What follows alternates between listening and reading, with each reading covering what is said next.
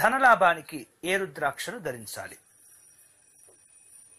దర్శనం వ్యక్తిగత జీవనంలో, వ్యాపార జీవనంలో ఎన్ని ప్రయత్నాలు చేసినప్పటికీ ధనలాభాలు సరైనటువంటి స్థాయిలో పొందలేక చాలా మంది ఇబ్బందులు పడుతూ ఉంటారు.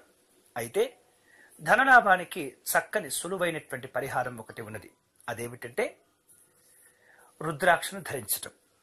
అయితే ఏ రుద్రాక్ష పడితే ఆ రుద్రాక్ష కాకుండా త్రిముఖి రుద్రాక్షను ధరించినట్లయితే ఈ ధరించే ముందు చక్కగా ఆ రుద్రాక్షను పూజా సంబంధమైనటువంటి నియమాలను పాటిస్తూ పూజలు జరిపించి అభిషేకం గావించి చక్కగా ఈ త్రిముఖి రుద్రాక్షను పరమేశ్వరుని యొక్క పాదాల వద్ద ఉంచి సోమవారం నాడు కనుక ధరించినట్లయితే, సోమవారం వీలు కాకపోతే మంగళవారం అయినా పర్వాలేదు, ఎందుకంటే త్రిముఖి రుద్రాక్ష అనేది అగ్నిస్వరూపం.